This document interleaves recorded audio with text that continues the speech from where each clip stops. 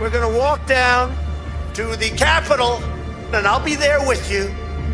And we fight. We fight like hell. We're going to walk down to the Capitol, and we're going to cheer on our brave senators and congressmen and women.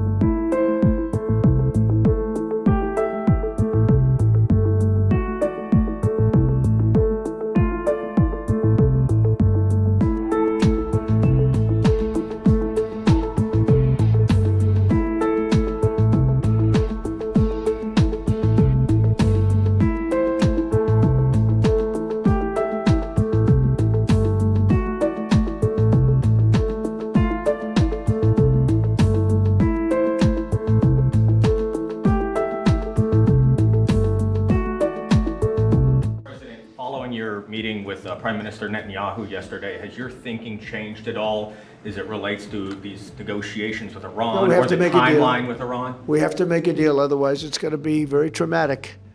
Very traumatic. I don't want that to happen, but we have to make a deal. They should have made a deal the first time, and they got Midnight Hammer instead. And this will be very traumatic for Iran if they don't make a deal. Look, if they don't make a deal, then it'll be a different story. But we had a very good meeting yesterday with Bibi Netanyahu, and he understands, but it's ultimately up to me. If the deal isn't a very fair deal and a very good deal with Iran, then it's going to be, I think, a very difficult time for them in the back. I guess over the next month, something like that. Yeah, it shouldn't take, I mean, it should happen quickly. They should agree very quickly, yeah. Mr. President, we might be heading into a partial government shutdown. When was the last time you spoke with Chuck Schumer, and do you still feel Democrats are negotiating in good faith? Well, a week ago I spoke, but we have to protect our law enforcement.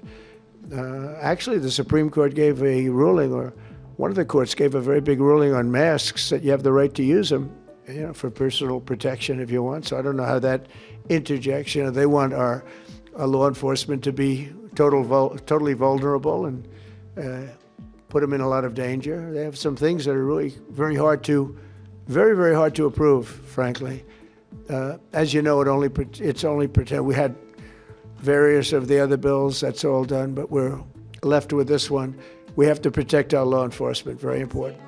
Please. Why does Prime Minister Netanyahu want you to stop negotiating with Iran? You're saying stop entertaining, stop talking to them?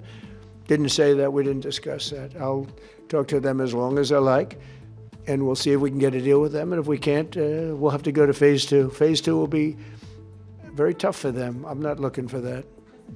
Mr. President, there are currently 0 Israeli hostages left in Gaza because of you. Thank you for that. And now that the war is ending in Gaza and Israel, I wanted to ask, do you believe Bibi bears any responsibility for the security failures that we saw on October 7th? Well, October 7th was a rough time, and I guess everybody's responsible. What's you to look, but it was a terrible attack. It was a sneak attack. It was as violent as unfortunately, I've seen some of the results at levels that probably even you, good reporter, but probably you haven't seen. It was a horrible thing that took place. People were surprised. It was a surprise attack. Nobody saw that coming. He didn't see it coming. Nobody else would have seen it coming if they were in his position, I don't believe. But I can tell you he's been a very good wartime prime minister. He's been very strong. We've worked with him very well. We had tremendous success with Iran and everything else we've done. And he really has been. He's been, extraordinary as far as a wartime prime minister. Not easy. And, you have a president that refuses to give him a pardon. I think that man should be ashamed of himself. A pardon over this trial that's going on. The president of Israel, the primary power he's got is the power to give pardons. And he's not, he said he's given it 5 different times, but he doesn't want to do it because I guess he loses his power. I think the people of Israel should really shame him. He's disgraceful for not giving it. He should give it. But Bibi's been a great wartime prime minister, and I've been the best friend to Israel I think that they've ever had. A lot of people say beyond presidents that they've ever had, and we will continue to be. Yes, ma'am.